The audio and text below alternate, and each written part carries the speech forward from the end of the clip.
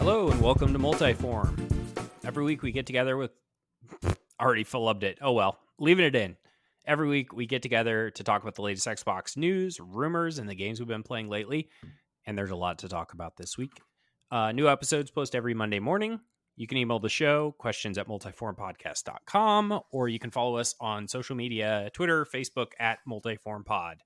You'll get updates there on the latest episodes when they post, or any changes to schedule if we miss an episode or we bump it a day, which is very rare. This is episode 256. I'm Tim Shelton, and this week I'm joined by my favorite lawyer, Spencer Rain. Yo, I'm back after 2 weeks. I forget, why were you gone 2 weeks ago? I know this last week. Actually, I forgot why it was last week too. You were traveling last week. What is today? Yeah, I think 2 weeks ago I was in Florida, and last week I don't remember. I don't remember either. I look on Google Maps. I let Google Maps track my every movement, so let me see what I was doing last Sunday. Let's see, July 9th. Oh, it was my... This is... All right, this isn't that bad. Your anniversary dinner. I remember. Anniversary dinner, yeah, but not my actual anniversary. That's why I didn't remember. Yeah, I remember. Because Brett and I talked about it on the show very briefly. Yeah, my actual anniversary is July 10th, but we did stuff on the 9th, on Sunday, because we'd have more time. So there you go. That's why I was gone the last 2 weeks. Well, since you were gone the last 2 weeks, why don't you regale us with updates on anything interesting that you've been up to the last 2 weeks? Oh, you mean in my life or in Xbox land? Well, I mean, you can always talk about your life, but in Xbox land, I'm specifically interested. Although, since we were last on the show together, we both beat a Plague Tale, but I already talked about my opinion extensively on the episode after you were the first one you were gone. Mm-hmm. So yeah, because we beat it like within a couple days of each other, I think. Yeah, I might have even been just a day apart, maybe a couple days. But most interestingly, since I talked about it, were some job postings on LinkedIn for, I think it was LinkedIn, for Sobo Studios, and they said they were hiring for the Plague Tale team in that. So seems like it might be making a third one. Yeah, well, it could be a third one, although devil's advocate, they could be hiring for the Plague Tale team and then they make something else. They just don't know what it's going to be called yet. Yeah, but I hope it is, in fact, a third game, since a third game is teased at the end of the second game. Like, the second game definitely has a closure and a finality to it, but there is an after credit scene that tees up a third game. Yeah. But it could also not. They could leave it where it is and never go back to it, and it would be totally satisfying. But I think there's a nugget there that would be really interesting to explore. But anyway, let's hear your thoughts on the ending. Well, I was going to say, we could... I mean, is it a spoiler? Game's been out for like 10 months now. I mean, just give people fair warning and tell them to fast forward 10 minutes. Well, this is a spoiler, kind of, not really, for the post-credits end of the second Plague Tale game. But... basically, I mean, it shows a baby with the mark that Hugo has like on its face, and then it's wrapped up in modern looking clothes, and then you hear the macula. The macula mark, and then you hear somebody walking with like heels. It sounded like, to me at least, I guess it could be boots, but it sounded and like a heels. Modern heart rate monitor, right? Right, I think so. And so the whole idea you kind of learn in this second game is that it's every 700 years there's a plague. So the famous bubonic plague, Black Death, whatever, was in the late 1340s, which is obviously when these two games take place. But then they also reference the plague of Justinian, which was during like I want to say like the 650s or the 640s, when Justinian the Great was the Byzantine emperor. So the implication then is there would be 700 years from the 1340s would be the 2040s, a.k.a. like 20 years from now. I think it's 800 years, and I think it's 2140. Is it 800 years? Maybe I think it's 800. That's what I said when I looked it up, and when I was looking at others to see what their interpretation was, if I was right. But either way, that means we would either get a game set near future. Yeah, you're right. Because Plague of Justinian was in the 540s. Yeah, okay. So Yeah, that Like is really, 120 years from now would even if it be. was only 15 years in the future, that would be interesting. But I think 115 years is way more interesting because it's like Yeah. then you're in like completely make it up. I mean, 100 years ago, we barely had the automobile. Yeah. Did we So have the automobile? Yeah, we had the yeah, automobile. automobile came around in the 1900s, 19 teens, early 19 teens. So Um, yeah, I yeah, know, no, but in my head, 100 years ago is still like I always forget we're deep into the 2020s. well, true. It's like how 1970 feels like 20 years ago or 30 years ago, but it was actually like 60 or 70 years ago. Well, in 70 Well, years ago was the 40s and 50s. is that right? Yeah, it would be the 50s. Like if somebody was born in 1953, they would be turning 70 this year. Yeah. So, Um, but yeah, overall, I speaking just briefly on Playtale, since I mean it was basically 2 weeks ago, more than that actually, almost 3 weeks. 3 weeks ago this week that I beat it, because it was the days before I missed that first episode before we went to Florida. Into the game Um, is beautiful. Like the whole like yeah, run up to the ending. yeah, and I kind of I was apprehensive because I thought there'd be another annoying boss fight like at the end of the first one where you fought the priest guy in the cathedral with his like mountains of Yeah. his like tornado columns of rats. It was so annoying. But there wasn't any of that. And if there was, you would have been fighting a character you don't want to fight. Yeah. Um, No, this game ended more in a way that was like gut wrenching. Like I felt terrible yeah. after the ending. In a Yeah. like, yeah, go ahead. No, I mean I don't know. It was pretty good. I don't know. I guess I don't really know what my thoughts are on the game as a whole. Like I it's been 3 years since I played the first one, so I don't really know how it compares. I think it's probably better. I think it's kind of like we've said a lot, just that natural progression, kind of adding different gameplay elements, adding more depth and detail. It seemed like you had kind of had like a third member of your party a lot more often, just of different people. I thought some of the supporting characters were kind of cool. Yeah, it was nice Um, that they rotated those out throughout the mhm. game. So you had a fresh kind of like Yeah, every few chapters it would interaction. change over. It seemed like there were still some where it was just you and Hugo, obviously, but it felt like there was more of that third party presence throughout this game. Just different people, like you said. Um, but I don't know. I mean, it was cool. I thought I remember when we were talking about this game last year or in the year before, even when it was first announced. I feel like we were talking a lot about like what the name could mean, like what does Requiem mean, and like does Amicia like get more comfortable with killing people or just like growing up, I guess, and being less of a child.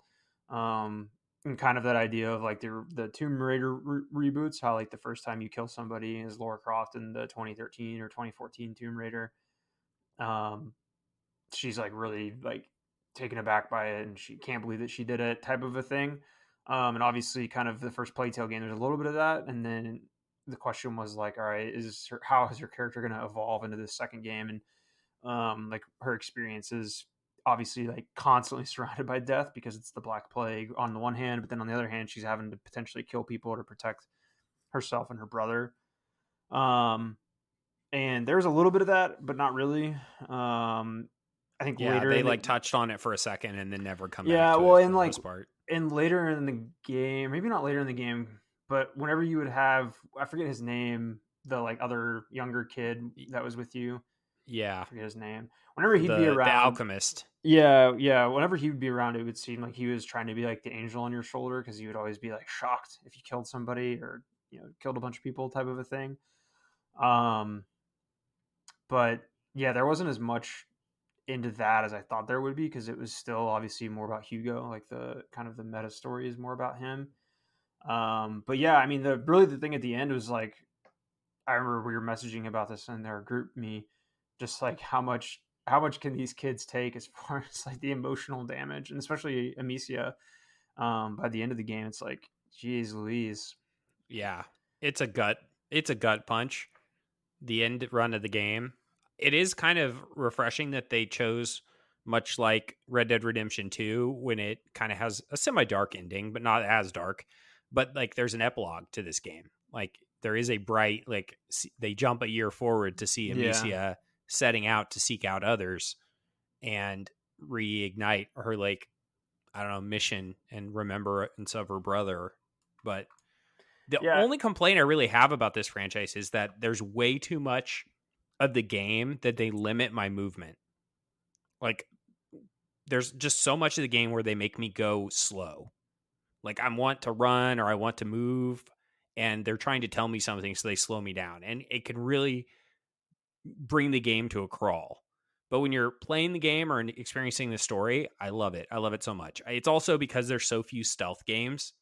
Like, you can really make this a fun stealth game, especially since they limit your abilities in so many ways. Like, you can only directly kill people by hitting them in the head if they don't have a helmet, or stabbing them, but your knives break immediately. So, like, yeah. direct conflict really isn't a viable option most of the time unless you have crossbow bolts.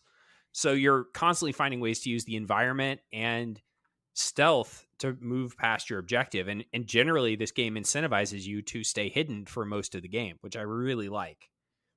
Yeah, I will say that's one thing that's kind of annoying. Like, sometimes if you're, I don't know, there's just a few times where I feel like I was struggling to play stealthily, and I, yeah, it's like if you get into combat, it's almost like once you use up your resources, then you have to kind of like cheese the game a little bit. Like, there definitely were a few times where I saw that there was like one of those doors that you open and then you close it and lock it. You know, it was like the CD Yeah. transition. There's definitely a couple times where I like saw that's where I needed to get to, and it was like I was in combat and I just sprinted to it and opened it. Like, there's dudes running after me, you know, or not. They don't run, I guess, because they're like, it's supposed to be like more plodding, methodical usually. But yeah, there's a couple times where I'd run to that and go through it and basically advance without doing anything with those enemies. And I don't know. I just some of that was kind of silly to me. It's kind of annoying if you weren't able to stay stealthy. Yeah. But I guess that's the point, is to be I hope they stealthy. do another game. I would love to see what they do with a different time period. I would love to know what they do with different characters, Yeah. because, like, obviously I think Hugo and Amicia's story is done. Yeah. So, you know, how does that carry forward to give some familiarity to players? Like, do we get a descendant of Amicia interacting with this new thing, and she's carried down like the knowledge through the ages? Or there's lots of ways they could tie it together with the other game with that, but not do it in a heavy-handed, overt way. Well, if you don't want to, if that's all you want to say about A Plague Tale, which is fine, Yeah. what else did you get up to? Yeah, that's pretty much all I have on that. While I was in Florida, actually, I played a little bit um, via the cloud. Mass Effect 3, finished the Citadel, and then when I got back, I actually finished the story finally on the. So I finished the trilogy on the Legendary Edition finally. Just this afternoon, though, I was playing my Mass Effect 1 save on a different character because I just wanted to, even though I've played How'd you a feel ton. playing that on cloud It in was Florida? fine. There was definitely some lag. There's definitely some lag. Basically what I did was I did the Citadel DLC, and the only time I was ever in combat. I mean, there's combat in the Citadel DLC, I suppose, a little bit, but then like doing the Arsenal Armax Arsenal Arena, which is they added for that DLC, which is just kind of like a wave game mode. You and two other squad mates, if you want them to be against the AIs.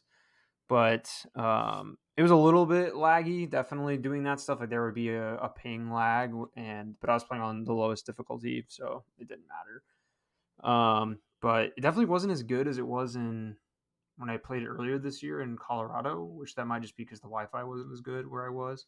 Yeah, I it's don't based know. on how good the Wi-Fi is and how close you are to a data center.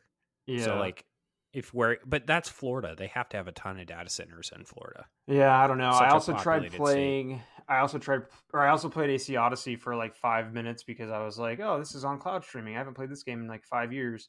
I should check it out. But it was like way too laggy that at that moment. So I was like, this is too much. I can't do anything here. And then Forza as well was just too laggy for me to try to actually. I drove around a little bit, but it's kind of just like I didn't. A racing game, I feel like, even is more than a combat based game, you have to have a perfect connection just because of the how easy it is to screw something up, and you just be constantly rewinding, which would be annoying. So Yeah, that's what I did there. Played a little bit of Lego Star Wars. I finally finished Revenge of the Sith, and last week I think it was. I told you guys that I was like, I always reminded with how funny and funny and well done like spoofing of the cutscenes are in that game. I feel like more so than any other Lego game. Mm-hmm. Um, and that's definitely true with the Revenge of the Sith stuff. And I started A New Hope because I'm doing them, not chronologically but numerically 1 through 9, and yeah, I started A New Hope, and that was actually pretty fun. I liked the beginning of that. They did a good job, I think, making that into the Lego game. It was kind of funny or interesting, actually. There was a few Rogue One things that they put at the very beginning, like basically the part at the end of Rogue One when Leia gets the Death Star plans, and the guy's like, "What did they bring us?" And she turns around, and it's the very scary Uncanny Valley, Princess Leia, and she says Hope. They had that in the Lego game, which I thought was interesting. And then, like the Darth Vader Hall scene, they also had a Lego version of, which is obviously in Rogue One and not in A New Hope. So that was kind of interesting. I was like, this makes sense. This is what people, I feel like some people imagine how A New Hope really does start, would be with those aspects of Rogue One. So that was kind of neat. I think I played. Oh yeah, I played a little bit of Microsoft Flight Simulator just because I was wanting to fly around some places that I'd been recently. Game is still really cool. I wonder what's going to happen with that game when the new one comes out. Like, is the new one also going to have the entire Earth? And is it just going to replace it like old Flight Simulator games used to? What do you mean the new one? The Microsoft Flight Simulator 2024, the new game. You thought that was an update, didn't you? Yeah, I thought it was just like a. It's a new game. Oh, I don't know. I mean, I assume it'll probably be. All the old content plus new content kind of Yeah, thing, but packaged differently like Madden does. yeah, maybe. I don't know. I forgot. I didn't even realize that, but I, I don't know. It's a good Yeah, they question. didn't do a great job. Like naming it Microsoft Flight Simulator 2024 is both expected and confusing because like Madden obviously just add an NBA, they just add a year onto the next release. But it's not an annualized release, so you don't need to put the year. But then Microsoft has done that with like Windows 2000. So I don't know. It's a Yeah, they're very inconsistent. Microsoft's naming is the worst. Like remember how they skipped Windows 9? They're just like Windows 8. Okay, here's Or how Windows 10. they went from Xbox to Xbox 360 to Xbox One. That's the Yeah. poster child of terrible naming. Actually, every Xbox except for the original one has a bad name. Like even Xbox 360 didn't really make that much sense. Like just because they were afraid to be Xbox 2 or I don't know. 360 is tolerable, but it got so much worse. Everybody always expected it, you remember, to be Xbox 720 and then Xbox, Yes, I 1080 do or remember whatever. that. I'm looking at the. I thought this was. They could have just called it Xbox 4K, like the Series X or Xbox 8K or, the Xbox Series X could have been the Xbox 2K, right? But that you can't have 2K because that's a brand. But you get what I'm saying. Like if the resolution is the selling point, make that Yeah, the delineator. I yeah. I'm still think looking at other. the Wikipedia page for Microsoft Flight Simulator, and yeah, it's one. They Yeah. started out great. It was 1, 2, 3, 4, 5, and then Flight Simulator 98 because of how big Windows 98 was. You got to have the tie-in marketing. Yep. That was the sixth one, and then they started getting off Throw them at track me. here. Well, Flight Simulator 2000, which of course, like Yep. Windows Madden, 2000. came out in 1999. Flight Simulator 2002, which came out in 2001, and then Flight Simulator 2004, A Century of Flight, which came out in 2003, and then Which is funny because Microsoft Flight Simulator 2024 is going to come out in 2024, not be named for the next year the way that the game's used to. Yeah, that is funny. And then Flight Simulator 10, which is the one that I have actually upstairs, PC disc, that came out Oh, in wow. 2006. That was the 10th entry. And then Flight Simulator was the 11th one, came out in 2020, and then Flight Simulator 2024 coming out in 2024 will be the 12th entry in the series. But you're right, yeah, I had no idea. For some reason, I just thought it was like, DLC. Yep. well, I thought it was like, oh, the 2024 roadmap, blah blah blah blah blah, of I guess all I the new thought it was going to content. be a live service game, but to be honest, I'm kind of grateful because I've complained a lot about the update system for that game, like how you have to update in game after you download the game update. And I hope they do some stuff to address that because it's really annoying. The whole architecture of the interface is pretty crappy, but it's a Yes, simulator game, it's very annoying. even on PC, like not just on console. Like it sucks no matter where you play it. Yeah. Okay. Well, so I had two things that I played of interest. Well, not of interest. One's of interest. I played Assassin's Creed Valhalla. I'm trying to stay with mainlining one game at a time more than I usually do so that I can be ready for the fall when there's a lot of stuff that I really want to play. So I'm playing Assassin's Creed Valhalla because I'd like to have the majority of what I wanted to do in that game done before Assassin's Creed Mirage comes out. And right now, I'm not really playing anything, waiting for Starfield. So focusing on AC Valhalla. If I finish that, I'll play something else before Starfield comes out. And then I'll probably only play Starfield for a considerable amount of time.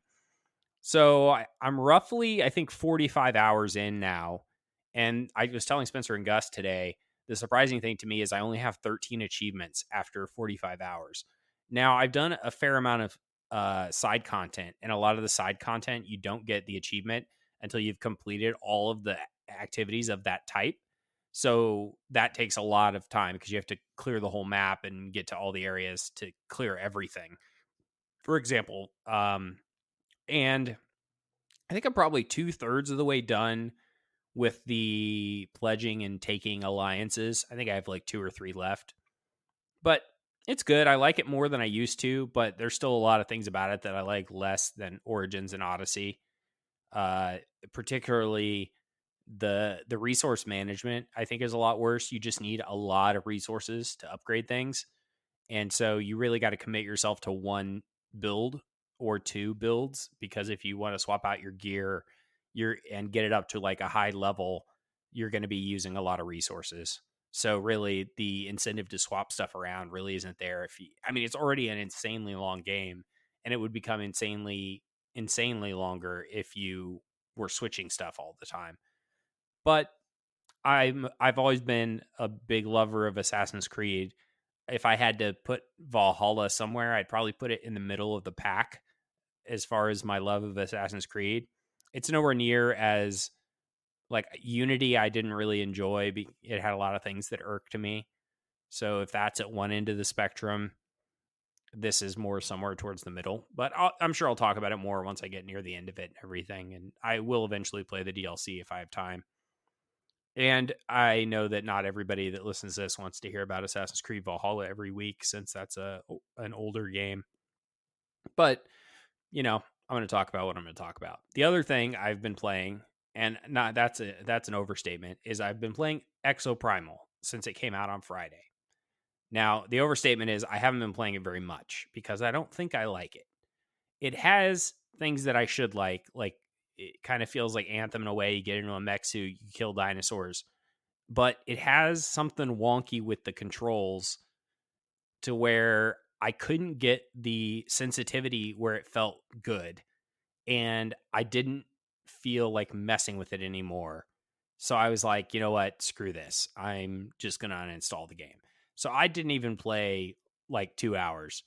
I did some tutorial stuff and was messing with the sensitivity, and I was like, so I really don't have an opinion about the game itself. I found it annoying that the controls were set up in such a way that they were, I think it's the aim acceleration maybe, but I always have trouble tuning controls. I don't like to have to do too much fine tuning in a game because I either make it worse or I don't understand the terms in specific games enough to get it to where I want it to be. But like, I would move to like aim in a certain direction, and it would go, I think, slow, but then too fast and just swoop right by what I'm trying to shoot. So the accuracy was just so far down. And, I was trying to like turn down the sensitivity, but that turns it down globally. It doesn't turn down just the whole like it's too slow, now it's too fast, and now it's just too slow across the board. It was a mess. I don't know. The game doesn't seem to be getting the best reception. I saw something out there that was kind of calling it like a rare dud recently from Capcom. I don't think it's a dud. I mean, it certainly seems like there's something there to have fun with, but the aiming is messed up. like I can imagine most people are going to want to tweak something to make it feel better if that aim acceleration is what I was experiencing, kind of jacking it up. But I don't want to talk any more about, well, actually, we've already been going 20 minutes, what we've been playing, but Spencer was out 2 weeks because it was a big week of news. So let's get into that. So we had a lot happen with the Activision Blizzard acquisition this week. And I'm going to do a quick summary just to get all of us together up to speed, and then we can talk about it. And then I'll take a pause and we can talk about the UK situation and some other parts of it after we talk about this first part. So Judge Corley came back with her initial, I don't know what you call it, Spencer. What findings? It's not findings. Her response, her whatever. Ruling Her on ruling. Tuesday. Okay, there we go. On Tuesday, July 11th, and she denied the preliminary injunction. Now, FTC appealed on Thursday, which was actually not totally expected because they did not appeal. They've lost 3 other big tech lawsuits or injunctions in the last few years since this new FTC head took over, and they did not appeal any of those, I believe. So they did appeal it on Thursday up to the Ninth Circuit, and the Ninth Circuit turned around and denied it within 24 hours. So Friday, we had the Ninth Circuit denying the request for a preliminary injunction again. They also, in between those two, asked Judge Corley for a preliminary injunction pending the appeal of their preliminary injunction. I think it was called a temporary something or other, but basically they wanted an Temporary injunction, restraining order. yeah, to keep them from closing while they wait for the Ninth Circuit to rule on the appeal of the first preliminary injunction. So an injunction on an injunction. All of those were denied. So Friday at midnight, I believe it was, officially the temporary restraining order was lifted, and Microsoft was free to close Activision Blizzard acquisition pending the one outstanding item, which is the UK CMA. Let's see. Then, following that, Microsoft and the CMA announced that after what happened with Tuesday, with the Judge Corley denying the preliminary injunction, that they would be pausing their lawsuits against each other in the UK. The Microsoft and the CMA, they filed a joint motion to pause the lawsuit to pursue negotiations. Since then, CNBC has reported that Microsoft is going to make a small divestiture in the cloud space in the UK to satisfy UK regulators, although I haven't seen that confirmed anywhere outside of CNBC. And the CMA extended the deadline to review the deal to August 29th, which they said was to review a detailed and complex proposal from Microsoft. So the UK could now hold and not rule until August 29th, a month and a half from now, on the new offer that Microsoft put forth. The final piece in this is today, as we record, it's Sunday, July 16th. Earlier today, Phil Spencer tweeted and said, "We're pleased to announce that Microsoft and PlayStation have signed a binding agreement to keep Call of Duty on PlayStation following the acquisition of Activision Blizzard. We look forward to a future where where players globally have more choice to play their favorite games." End quote. And it was confirmed by independent journalists like at The Verge and others that it is a 10-year deal for Call of Duty and that it only includes Call of Duty. The Verge saying on Twitter, update, Microsoft confirmed to us that the deal only covers the next 10 years of Call of Duty, and this specific deal doesn't include other Activision Blizzard titles. Okay, with all of that background out of the way, I'm going to toss it to you, Spencer.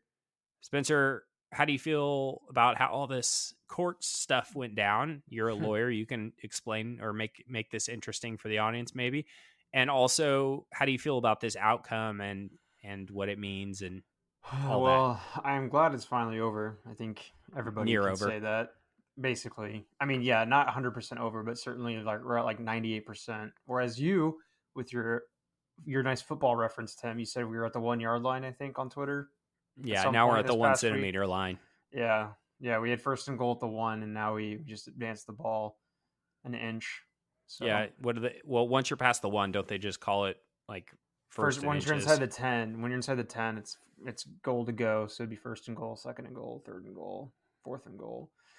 But yeah, no, I mean, first of all, yeah, glad that we're basically done here. Because I know the Judge Corley issued her ruling on Tuesday saying no preliminary injunction. They appealed that, like you said, to the Ninth Circuit, kind of on an emergency basis, and asked her, while we're doing this, can you do a temporary restraining order? And she's like, no.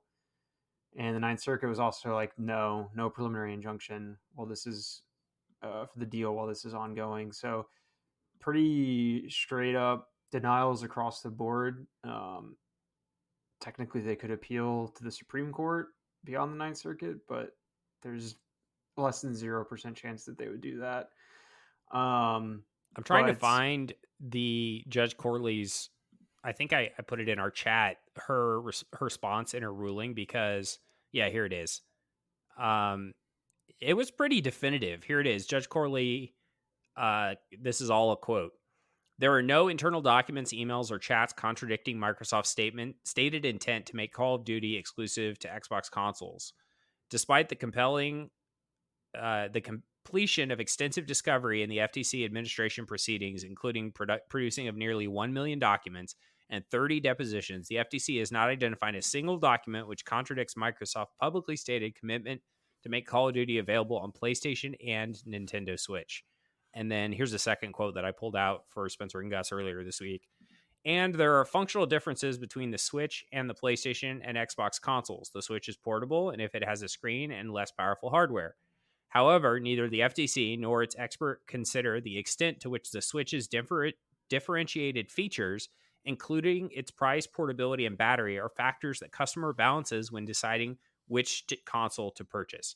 So the judge basically completely denied that there was any risk of Call of Duty not being on PlayStation, and definitively said that the Switch is in fact a competitor, and didn't buy any of their assertions to the contrary, which makes sense. She rightfully states that even if the Switch is a different type of device and a different price point and portable, Rocket League is on all of those, and it's still, when you buy a console, you are deciding which of those things is valuable to you, and that makes them competitors. It's like saying flip phones and phones aren't competitors because they're different scale, like a smartphone. They are. You're making a choice that those features are valuable to you. That's the best analogy. I just thought that up. That's a great analogy, I think. Like when you go to the store and there's iPhones and then there's flip phones for like grandparents or people that don't want smartphones. Those are competitors. You are deciding which one to buy. They're not in the same subclass of the market, but you are making a choice when you buy one or the other based on their feature set. Maybe bigger buttons is more important to you. Strictly speaking, from like a telephone perspective, they are competitors. But most people don't look at them that way. I think the general consensus from everyone that is rational is that the FTC didn't put forth a very good case. Mm-hmm. Yeah, I think that's accurate to say. It's hard to say whether this would go a different way if they had put forth a better case. I think they emphasized the wrong things. Like their insistence on pushing the Switch narrative, I think, was a mistake, and their insistence on focusing, they made it seem to the judge and to the audience that listening to this, watching, people like us that are watching, that they were defending Sony and not the consumer, and the judge picked up on that several times. And also how quickly the tides change, right? PlayStation signed an agreement in under a week after the ruling. And I mean, I guess they got their cake and ate it too, right? They tried to block the merger and then it failed and they got to sign the agreement anyway. But this new agreement doesn't include other titles. And I saw Tom Warren on Twitter pulled up an old email from the court documents that said that originally, back like last March, I think it was, Jim Ryan and Phil Spencer were emailing back and forth about a 10-year deal for all Activision Blizzard like cross-platform titles. Mm-hmm. So now they've only signed it for Call of Duty. So what does that mean in the future that Microsoft could legally pull back from PlayStation because they only stated they would keep Call of Duty in court? Well, and they only signed agreements for Call of Duty. Yeah, I was going to say, the most fascinating thing about the last few weeks in this case has just been the emails and things that have been discussed in court and kind of released to the public. How Sony's basically said, like, we don't even care about Call of Duty. Like, it's not even about that. It's more they just wanted to stick it to Microsoft. That's why they were fighting it so hard and so publicly, which I thought was kind of interesting. Yeah, it seemed like the FTC's case was more based on, like, I guess, harm to Sony's perspective, but they were ignoring a ton of other things, which Yeah. I think the judge saw that they were like, this isn't going to harm enough people. Maybe it hurts Sony, but all indications are that Microsoft, was going to keep Call of Duty on PlayStation, and that's what they presented to the court.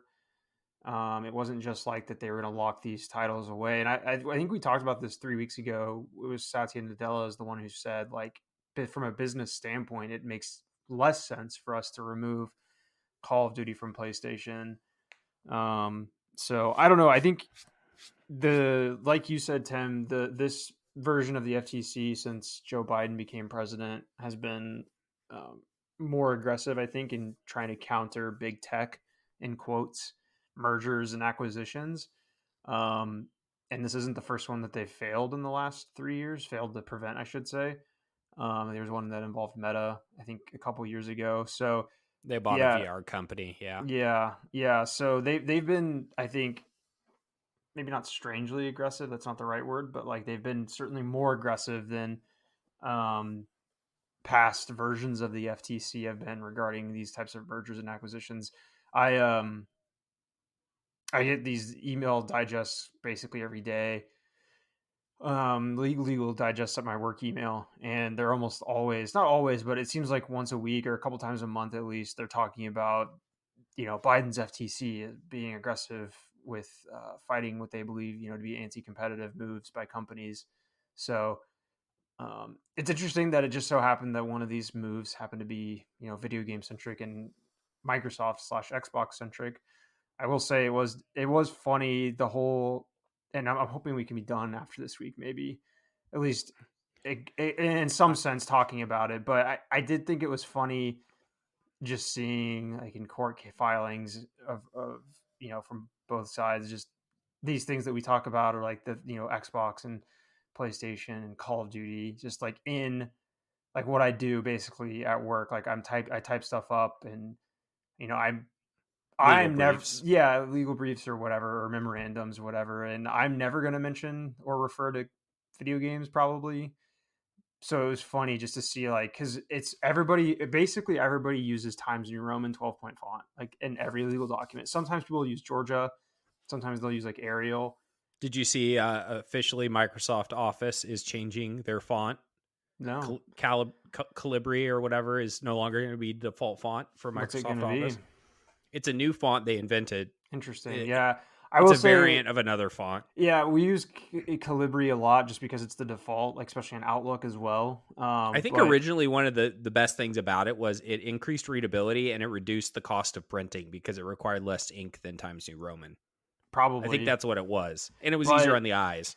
legal briefs, I mean, I would say 90% of the legal briefs and legal documents, motions, everything, anything that you might see are in Times New Roman. So it was just funny seeing, like, my work, what I do, but then it's like blah blah blah blah blah, Call of Duty, and blah blah blah blah, World of Warcraft, or you know just Phil Spencer being referenced in legal. It was just funny to see that, and interesting. I will say, and It's you and yeah, I, both of our professional careers are relevant to Xbox more often than not. I'm in marketing, so I often criticize in my own head Xbox's marketing on things, or I say, "Oh, wow, that was really good."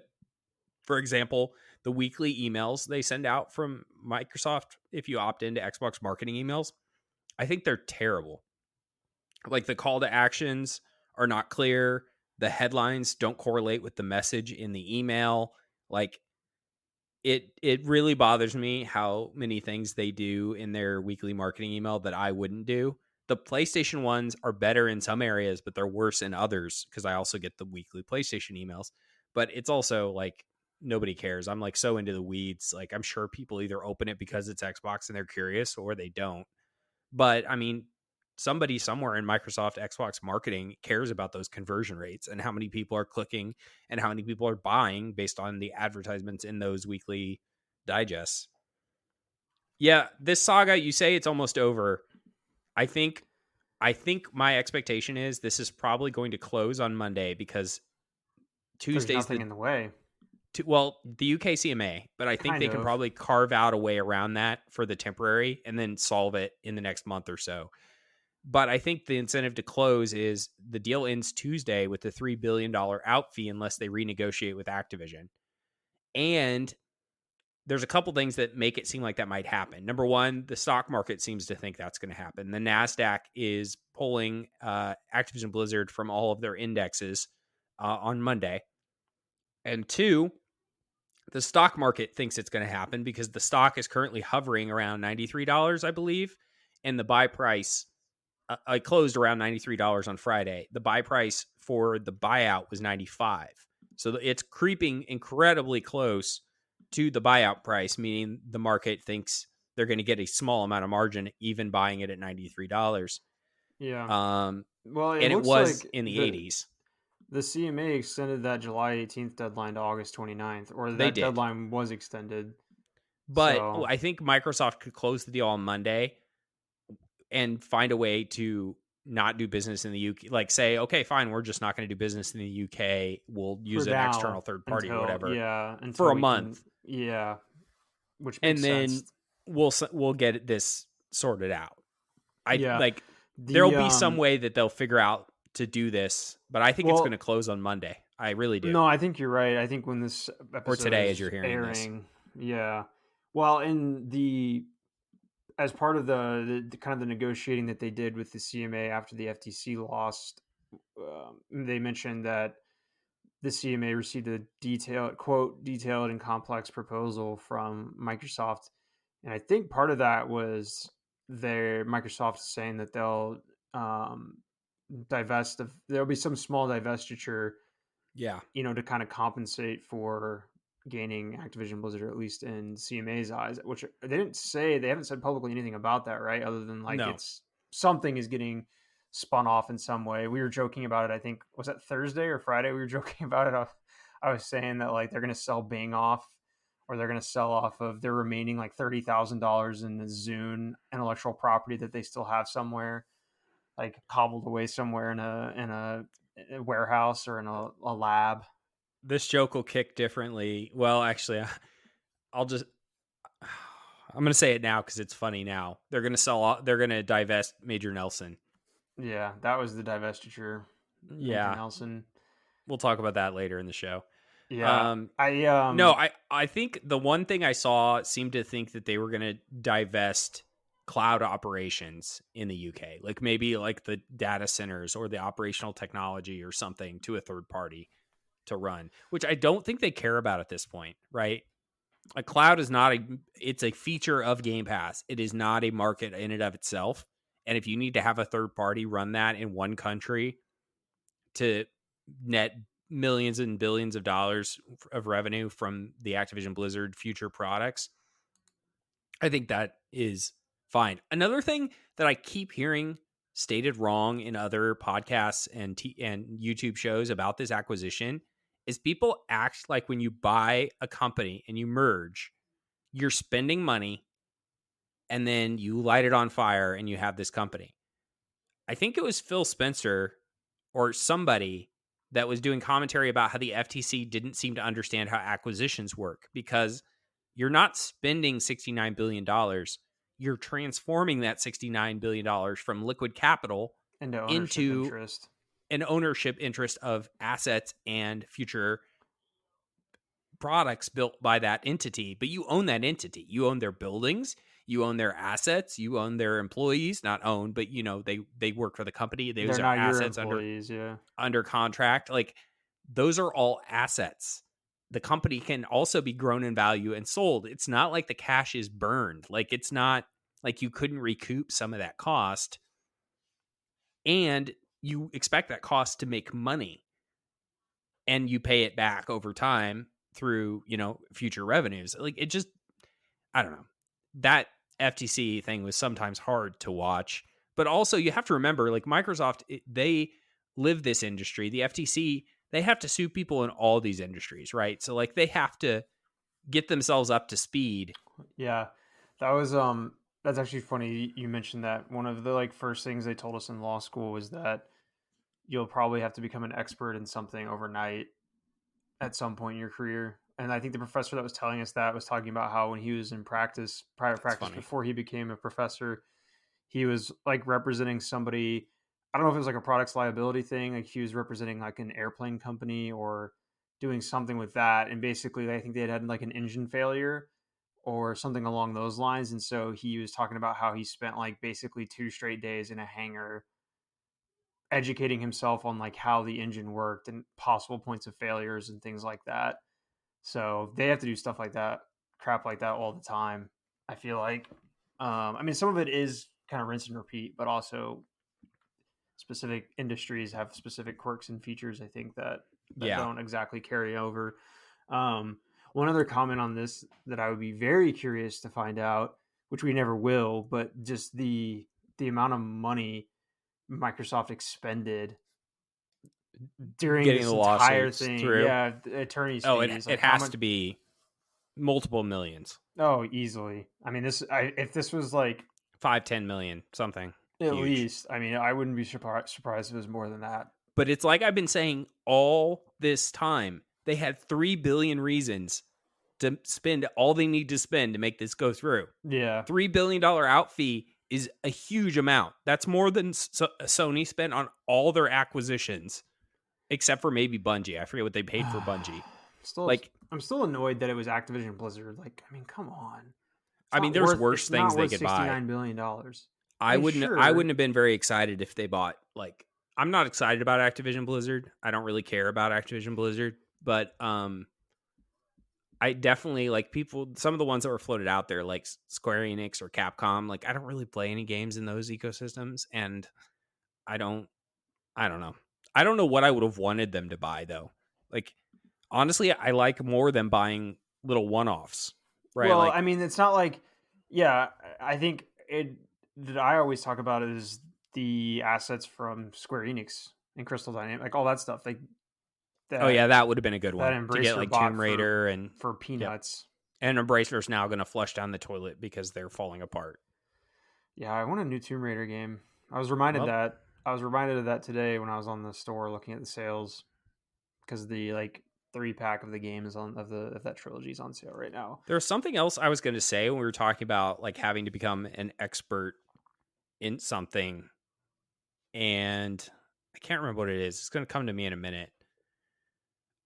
Um, so the other thing is an actor who's apparently, so I put this show together this week, kind of lumping things together. So flowing from the Activision Blizzard deal, I have some more Call of Duty and Activision Blizzard stuff that is not related to the merger. So are we good to move on unless I remember Yeah, the and thing I forgot? that's fine. Okay, so an actor who's apparently playing the lead in Call of Duty 2024, so next year's game. His name is Luke Charles Stafford, and apparently he's playing a character called Ratcliffe in Call of Duty 2024. And according to sources, I couldn't find anybody to originally source on this, but apparently it's set during the Gulf War in the 1990s. So, and it's a Black Ops game. So, assumedly, they're going to go away from the number system and it's going to be like Black Ops Cold War, only this will be Black Ops Gulf War or Black Ops Gulf, I don't know, Black Ops Desert Storm, whatever they want to call it. I have mixed feelings about a Gulf War Call of Duty game. Like, I just feel like it's cool to explore different eras. I do appreciate that. I think Black Ops is doing a better job of that than anybody else in the repeated shooter space. Battlefield has jumped around, but they are like all over the place in both time period and quality. Black Ops specifically, we got everything from I forget where Black Ops 2 what the time period was, but that was one time period, and then Black Ops and Black Ops 2 both kind of had time hop in the story, And then we got Cold War during the Cold War. We're getting this now. We had a future game with Black Ops 3 and 4. So I think it's cool. I just think it could end up being generic military shooter, right? Like it could start to blur the lines a little bit too much into Modern Warfare, because Modern Warfare 1 was only set in, 2006 or 2007. What year did that game come out? Which Let's game? see. Black Ops, or I'm sorry, Call of Duty Modern Warfare would have been 2007. 2000. Yeah. So it's only maybe 15 years going to be between the time periods of this Cold War game and the original Modern Warfare. There's lots of kind of Gulf War motifs that you could explore, though. Kind of Like, well, so I mean, there's the kind of classic images you see of the burning oil fields. That's from the Gulf War, because the Iraqis, when they were retreating, started blowing up the oil fields. Kind of this idea that people thought the Iraqis were going to use a ton of like gas, like toxic gas and like chlorine gas and mustard gas and all that type of stuff. Because they sarin gas, like actual like very deadly chemical and biological weapons, which they didn't, obviously, at least not in any like massive amounts. I mean, I guess there's been some stuff set in the desert, obviously, like Modern Warfare, like you just mentioned. There's some desert wait, levels. I'm going to pause you for a second. I just remember what I was going to say earlier. It was that being an expert in something, dang it, I just lost it again. The Ninth Circuit, when they denied the appeal for the preliminary injunction, I just wanted to highlight, like, the reason the court is going to deny an appeal on that is because the fault of the rush is completely on the FTC's fault, because they're the ones that took forever to file. They're the ones that chose the way they filed, and they're the ones that drug this up till the deadline. So if they had filed sooner, brought this to the court sooner, there wouldn't be this rush to get a preliminary injunction so they have time to sue them and block the deal. So like a court is, one, going to look at the facts of the prior judge's ruling, but also when it comes down to one way or the other, I know that they take into a fact whose fault is the Who's screwing situation. with them, Yeah, why is there a rush? Is it the Yeah. fault of the defendant or the merging entity, or is it the fault of the government? government? And in this case, the FTC, the urgency is the fault of Yeah. the FTC. Yeah, and they're not going to they defer to what the judge just finds on the facts. They just look at like if the law was misapplied or interpreted incorrectly. So that's what the appellate court would do. But yeah, you're right. The FTC certainly did not do themselves any favors by rushing here at kind of the 11th hour to try to stop it, because they could have done it. They could have filed something 6, 7, 8 months ago. Yeah, and sorry to interrupt you to throw that out there, but the reason No, I it's wanted to okay. highlight that is because, again, I don't really care if Activision is acquired. I've always thought it was going to go through because the money was incentivized to do so, Yeah. and it was approved in most countries. But if we were going to block it, our government just didn't do a good job. Like if this Yeah. was the outcome that we needed as the people, as the consumer, the FTC didn't do its job in putting forth a case that was compelling. Because I especially in closing arguments, the judge was just throwing up walls left and right. And at first I was like, is this how it normally is? The judge this is her chance to ask a lot of questions. But then when Microsoft presented theirs and she didn't, it all went smoothly through. I was like, oh, this is because they're on their back foot. They don't have the answers to all of her questions, or they don't have good answers. So anyway, back to the Gulf War. Yeah. Iconic No, I was oil just gonna fields, say, yeah, the sarin gas. oil Go. fields, gas. Yeah. Well, and I don't know. There's not a lot of media on the Gulf War. I mean, you've got Generation Kill, or not Generation Kill. That's the Operation Enduring Freedom. Jarhead, the Jake Gyllenhaal movie. That's like the only thing I can think of that's actually a Gulf War piece of media that we have. So I don't know. I Seems mean, like there might be a few Netflix movies that could are be like, maybe some random little things, but that's the only one I can think of. And I think this idea of it being the first like technologically modern war is kind of interesting. Like obviously people say like the first modern war like that I can have a lot of answers, but I think universally people would say the Gulf War was the first time that we're using there's like a mass usage of like night vision of GPS of stealth technology, um, the M1 Abrams tank, which was leaps and bounds ahead of anything the Iraqis had. The Humvee, first time the Humvee was ever used in combat, technically on a mass scale. I think they used it various clandestine stuff in the 80s, but it was the there first is time some it. iconic imagery of the Humvees of that era. Yeah, so there's lots of things like that you can talk about. Like I said, kind of that idea with what they thought the Iraqis would use with the gas. They also at the time the Iraqi army was like the second or third largest on the planet, and so there was all this kind of idea of like, are we going to have like a major war here? Lots of anticipation and lots of buildup um, that ultimately kind of petered out, and nothing that intense ever came of it. I mean, the war only lasted like technically speaking like a month.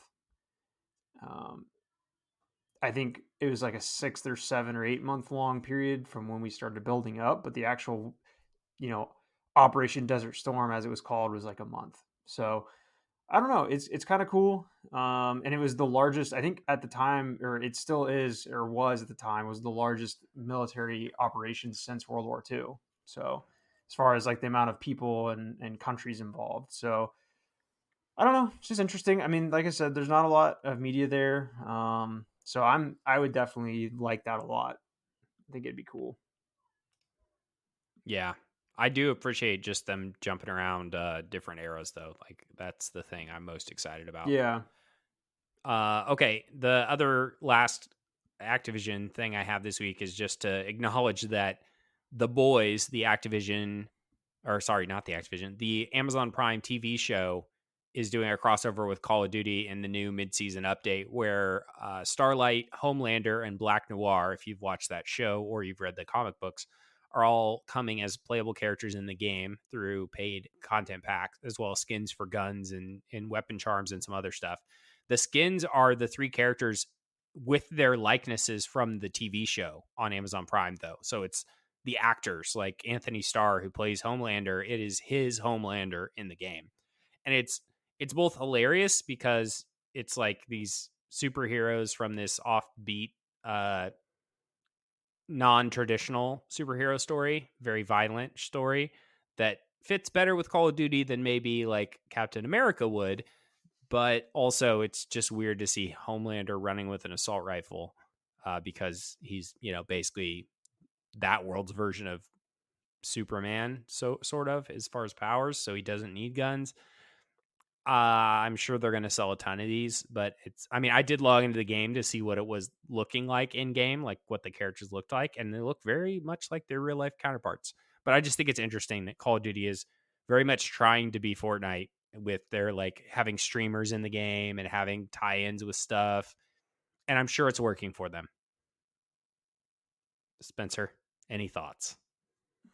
Uh, Normally this would be at the end of the Fort show, but since I was throwing all the Fortnitification. Activision stuff, Everything's turning into Fortnite. That's my comment. yeah, I mean it's true. Everything has to be monetized. Everything has season passes. I wanted to say this on Twitter, but it needed a little more nuance than Twitter. I am so sick of season passes. Like I was okay with it when it was a few games, but now everything has a season pass. The new Lego racing game has season passes. Lego racing. Why? It's going to bite him in the butt because as we're seeing with all those live service games that are failing, there's only room for so many season passes in a person's playing. Like you can only play so many games at a time, and when you buy a season pass, you're basically committing to a certain amount of time with that game because you got to get your money's worth or you're just wasting it. Anyway, okay. This next group of stories that I have are about EA. So our first one, story number 4, EA has announced a Black Panther game coming from some of the developers of Middle-earth Shadow of Mordor series, as well as others. And they formed a new studio to make the game. They have a logo that they put out with this announcement. The new studio is called Cliffhanger Games. It's a new EA studio. I think it's set up somewhere in the Northeast, like Seattle or somewhere. They have a logo for the game that's like a Black Panther crest with the purple highlights. Here's a quote from their announcement. As we celebrate the 57th anniversary of Black Panther's comic debut this July, we're thrilled to announce Cliffhanger Games, a new AAA development studio based in Seattle. There it is working on an original third-person, single-player Black Panther game in collaboration with Marvel Games. Our mission is to build an expansive and reactive world that empowers players to experience what it is like to take on the mantle of Wakanda's protector, the Black Panther, end quote. I like to see it that it says single player. None of that Avengers nonsense. None of that live service, multiplayer co-op, never-ending game. Just a tight single-player game. I think what we're seeing here is the Spider-Manification, right? We got Black Panther, we got Iron Man, we got Wonder Woman. Yeah. Well, I mean, we got Black Panther, we got Wonder Woman, we got the single-player superhero game is coming back alive. We haven't really had, the last couple have been these like co-op games. Yeah. From we'll Gotham see. Knights and the Avengers. I don't know if you guys talked about it while I was gone, but I don't think there's anything in the news, but I think I had said something about that. I had completely forgotten that there was a Wonder Woman game even being made. So because games take 5 to 7 years to make now. There's a lot of these comic book games that are kind of in the periphery floating out there, and who knows, man? Who really knows if any or all of these see the light of day? I mean, I'm sure it'll see the light of day. I just think about half of them are going to be Gotham Knights and half of them are going to be Spider-Mans. And there's going to be some turds. It is a little scary that they're forming a new studio. Like, we've seen a lot of these studio announcement things, and not a lot of them have yet to turn out and see what kind of quality they do. The last time I remember a new studio forming and immediately putting out an amazing AAA game was Respawn with Titanfall. Everybody else forms a new studio, and we either don't hear anything for years or they get bought up by somebody bigger. Now, a couple of these new ones have been formed within already existing entities like this one at EA. So hopefully they get the resources and can shift, development talent around. But we know there's another Black Panther game coming. Remember, there's that one from, I think it's Amy Hennig's team, where they're making like Black Panther and Captain America in World War II. Remember that game? I forgot that existed too. Okay, well now we're going to have 2 Black Panther games. And then the Iron Man game is being made by Motive, who's the studio that did Star Wars, the flight game. What was the name of it? Squadrons, yeah. And they did some other stuff too. I think it was Motive that did that. Once again, it's too bad that nobody can coordinate with movies or any wider marketing, but whatever. That would be so hard. Like, remember the quality we used to get back in the day, though? That's what would happen, because it takes way more years to make a movie or games than it. Now, maybe if they start now and they target Marvel movies that are coming out 5 years from now that are announced, like Avengers, Secret Wars, or Avengers Kang Dynasty, which are coming out in like 2026 or 2027, or maybe even beyond that. So my other EA story this week is a woman that was a voice actor in 2005 Need for Speed Most Wanted has indicated that a remake is underway, which is interesting because she also said that it's coming out in 2024. The reason this is most interesting, it's not surprising that EA would remake some of their more popular Need for Speed games. They've already done that once with Hot Pursuit. What's interesting is when they remade Hot Pursuit, they remade the new one from like 2010 timeframe, not the original Hot Pursuit. But here, this rumor, because this actress was only in the original Most Wanted, she wasn't in the Most Wanted reboot they did in like 2012 or ish, somewhere around there. That in this instance, they might be rebooting the original one, which was very well thought of. This is the game that came out right after the Xbox 360 launched. It was like a 2005 game, so right with the new 360. and it was like the game to have for racing that year. This and I don't remember what year Forza came to 360. I think it was the next year. So this was like the racing game that fall, and I remember loving this game. That M3 on the cover is iconic. I Yeah. would be for this if they do it well. I hope it's real. 2024 though. Yeah, Need for And Speed Most Wanted, I feel like was the first. That was kind of the first in the line of ones that people feel really nostalgic about. It's like this, and then Underground 1 and 2, and what was the other one? I can picture. I can picture the cover on my face. My face. Yeah, I can picture it in my face right now. But no, I can. Underground and Most Wanted are the ones the most iconic to me. Yeah, hold on. I'm looking. I'm looking. Yeah, Yeah, it's a Need for big Speed article Most with the Wanted list of all the Need for with the Speed. M3. Yep, the M3 GTR. Which is interesting that it was that, because I'm pretty sure BMW made like 2 of those M3 GTRs. Let's see. Yeah. I'm looking up I how mean, many of those, how many BMW. Hot Pursuit 2 is pretty sick. I do recall that one. That's an iconic one.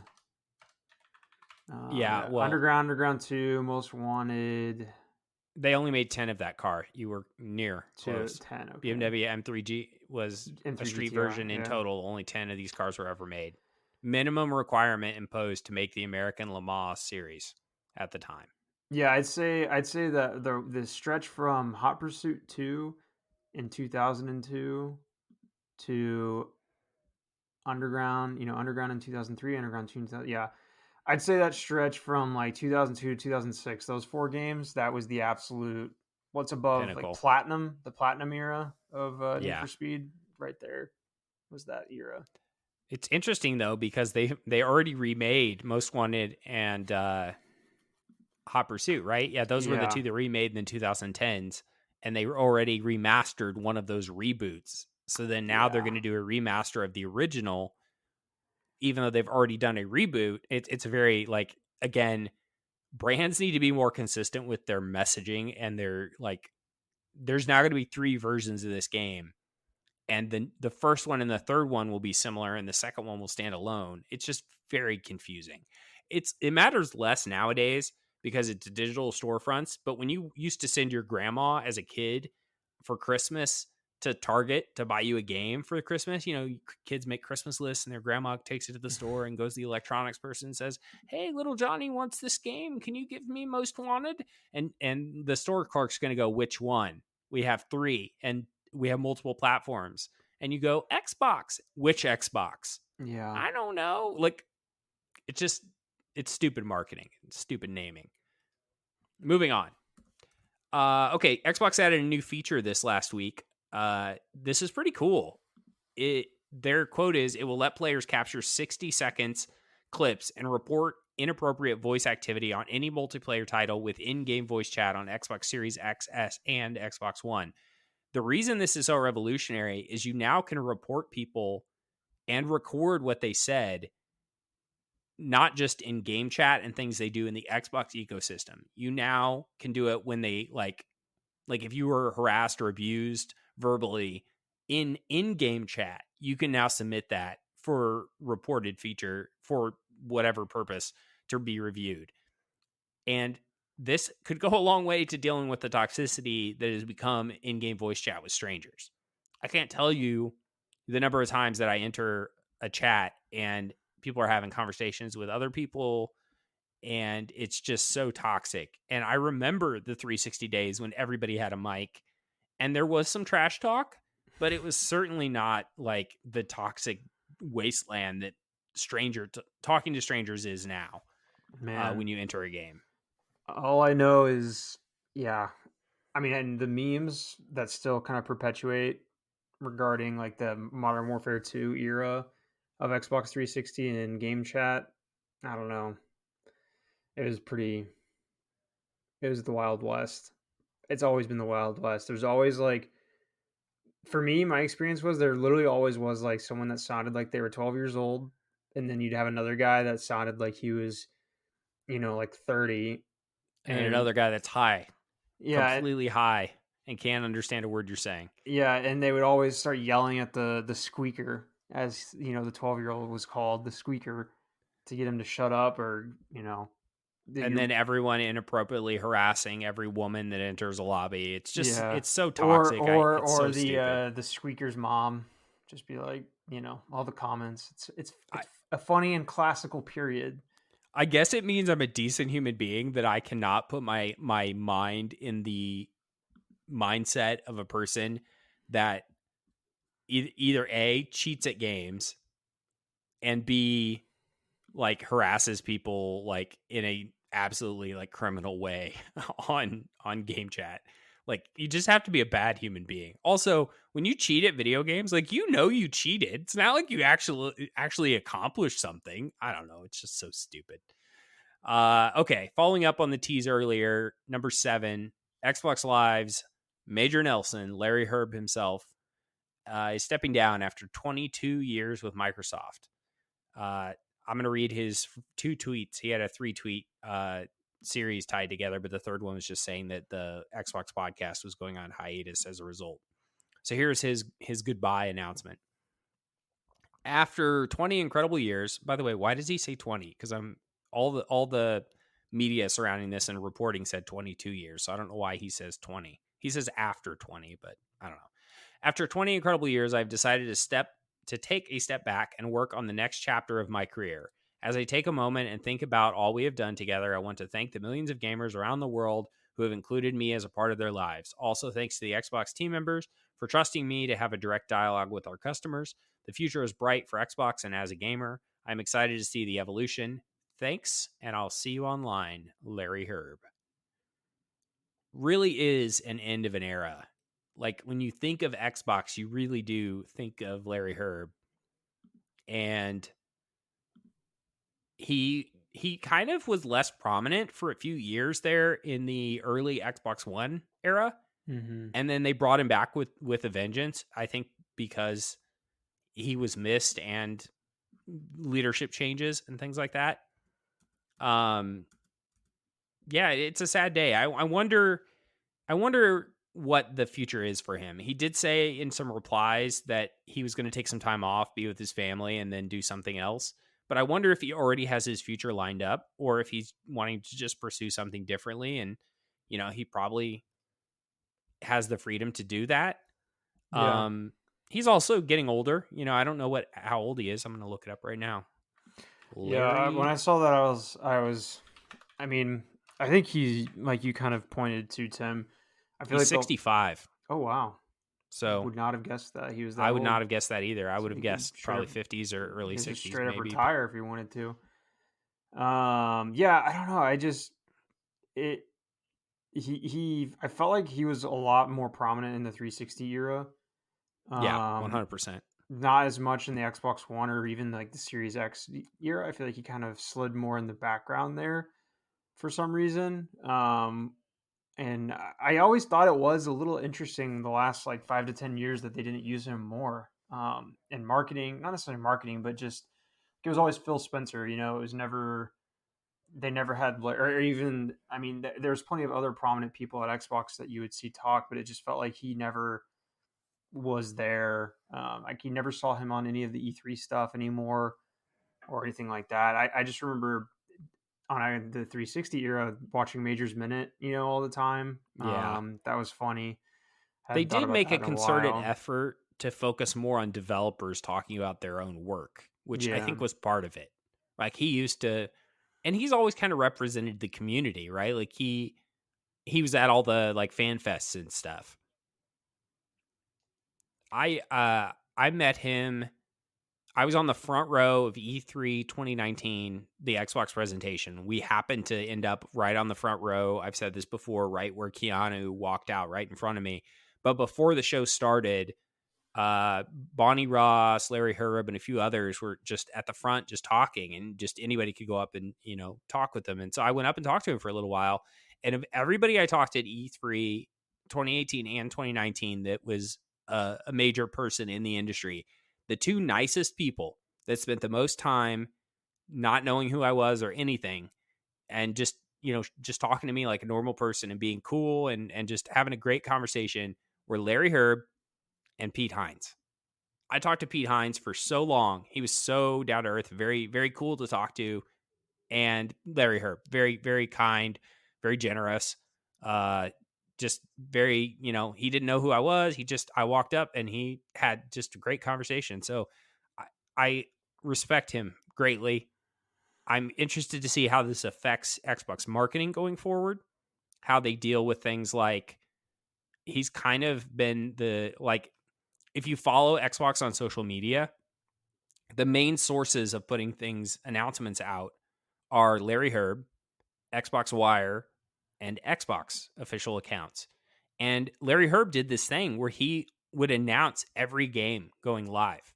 Like every single game, I think, that goes live on Xbox Live, he would have an automated tweet that says this Yeah, game that's is now true. available with a link to Yeah, it. you're so right.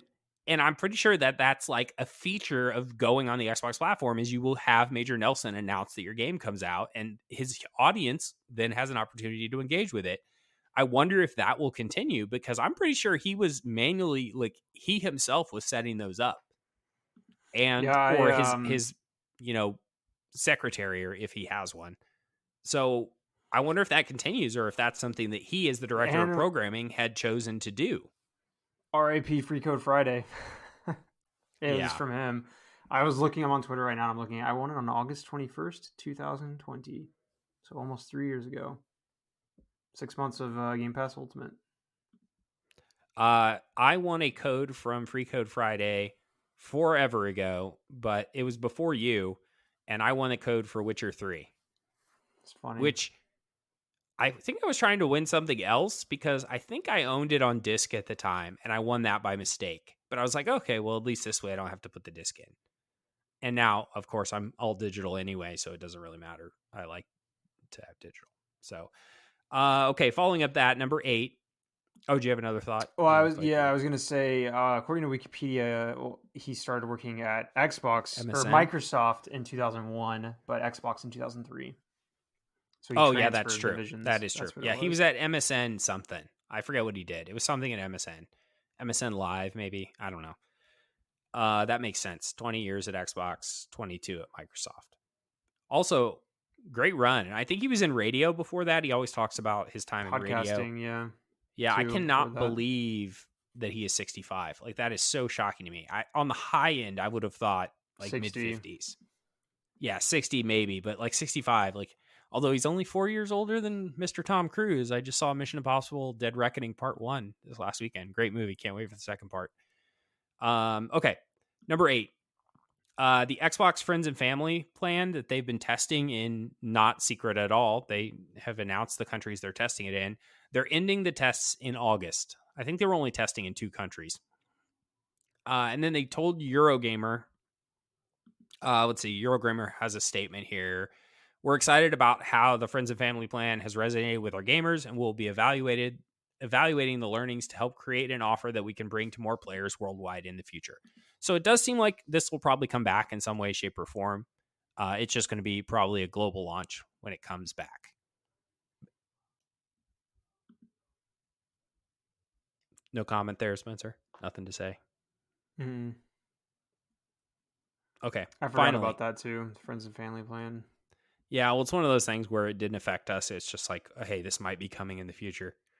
It does seem like a good deal, although I could see it being a hassle. But, people like to do the game sharing and stuff like that. So I could see it being important to a lot of people. Plus, I know for me, it's super annoying that I have to be logged in if I want to play. Like, example, today, I should have talked about this earlier. So I set up my Xbox Series S in the living room. It had been in a drawer because I took it with me on a trip.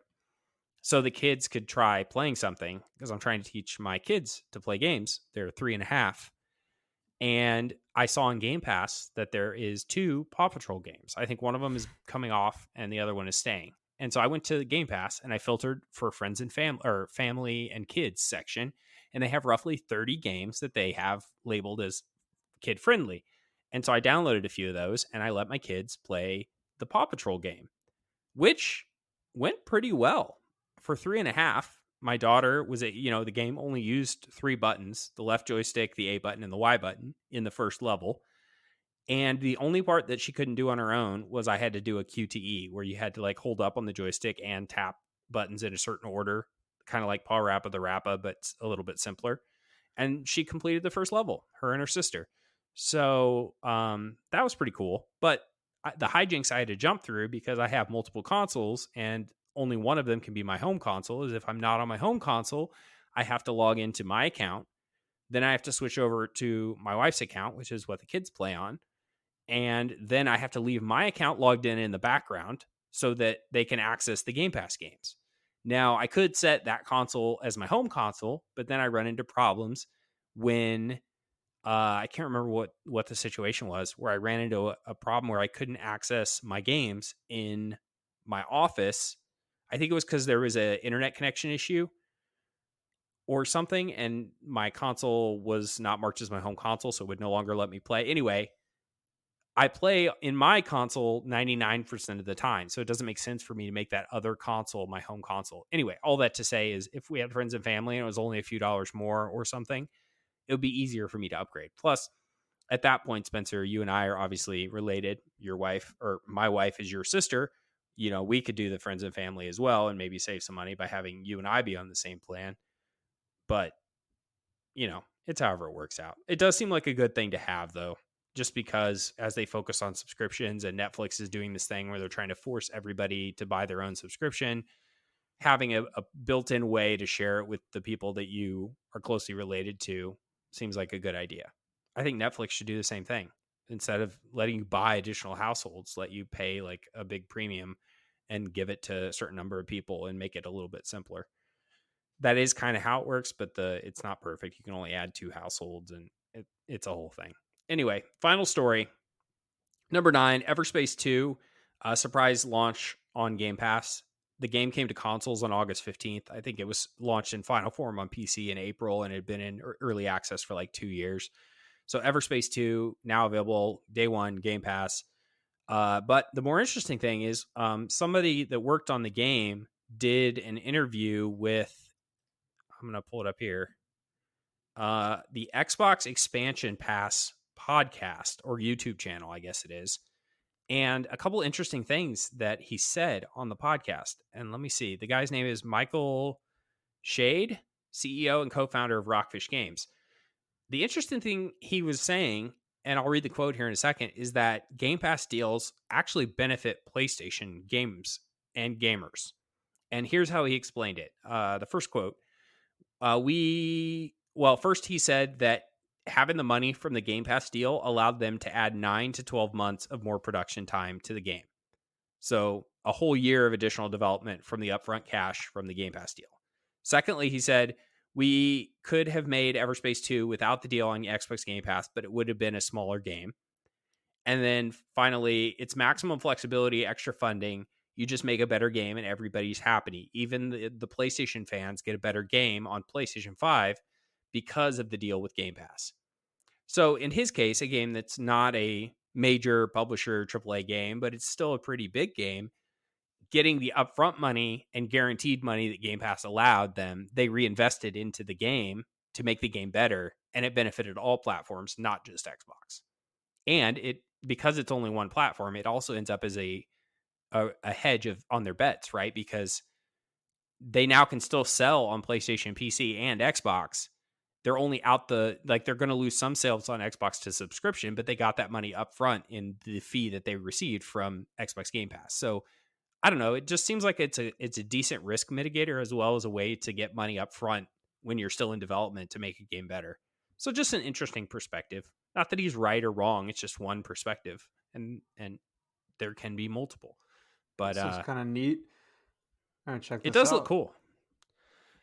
Interestingly, I did not see a ton of announcements that this came up. I saw when it was announced like a few days before, but like I didn't see the Major Nelson tweet that says, "Hey, this is now available." But I'm sure I just missed it because the weekend was dominated by FTC.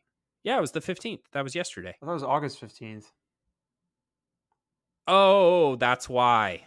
I thought it was July 15th. You're right. August 15th. Nah, I wish I could. I hate when the Wikipedia page for something isn't in the box on the right on Google. I hate that. I always use, when I'm searching for the Wikipedia page, I just type whatever I want, WIKI, wiki, and then it's always the first response when I do that. It's annoying though. Well, I'm an idiot. I was wondering why I couldn't find this in the app to download. It is August 15th. Well, yeah, that game looks cool. It's I'll probably end up playing more of that because that'll fill the Exoprimal sized hole in my time killer space. There you go. That's it. That's an extra long episode of FTC versus Microsoft. I'm titling this episode The FTC Preliminary Injunction Denied. Multiform episode 256. FTC denied. It's confusing because everywhere you look, it says that Everspace 2 launched on April 6th, 2023, which I think was when it came out on PC. But yeah, and no it was, one is even saying, before that, it was early access. I can't find anything about the actual release date. Well, Come on. No, that's the console release date, August 15th. I know. I'm just saying I can see that August 15th on here, but Oh, you mean the early access release date? No, that's not what I mean. I just want something that tells me the release date of Everspace 2. This says January 18th, 2021, so... Those are the three release dates. It had an early access release date, a PC release date, and a console release date. So it has 3 dates. January 21, April 22 or 23, whichever it was, and then August 15th, 23. Right, I understand that, but nothing anywhere says that. Yeah. Well, I can't find it. Bad journalism. I can't find it on anything. It's just annoying. Whatever. Even on Wikipedia, it doesn't even say it. There's not even whatever. It doesn't matter. If you click the article from one of the ones I saw was Games Radar. There, I just put it at the bottom of the show notes. That one has a summary of it all, although it doesn't have the exact early access date. It just says early 2021. But yeah, it's cool. Okay, well, by the time you listen to this, you will probably already know what has happened with the FTC, with Activision Blizzard. I suspect either Monday or Tuesday, the deal will have gone through and it will be around the CMA pending the resolution there. And we will talk about that next week. And then the question is, going forward, the only coverage we'll probably have on this after this is, number one, what happens with the CMA? And number two, when do things start trickling into Game Pass, and in what order do they trickle into Game Pass? Like, does old stuff come in first? Does newer stuff? Do they just drop it all at once? Is it going to take a while? It took a couple weeks for Bethesda, I believe, some stuff, and then it did it in a couple waves. But I mean, potentially we could start seeing a bunch of stuff drop into Game Pass within the next few weeks, which would be interesting, especially because I'm really interested to see what they can get. Like, are they going to dig up old stuff? Like I saw somebody on Reddit suggesting, does this mean the Activision Wolfenstein game could come back alive? Oh my gosh. Could that go to Game Pass because now it could be relicensed because the two are now owned by the same entity? Because I don't think you can buy that anymore, especially digitally. Maybe you can, it's just not backwards compatible. Could it be backwards compatible now? I don't know, but we're going to find out. And with that, we've reached the end of the show. Thank you for listening. I'm Tim Shelton. As always, you can follow me on Twitter at Tim Shelton, or I'm now on Threads at TimJ22. And I am Spencer Rain. You can follow me on Twitter at Makes It Rain. Thanks for listening. We'll see you next week. New episodes post every Monday morning at 10 a.m. Eastern. You can contact us on Twitter at MultiformPod or by email at questions@multiformpodcast.com.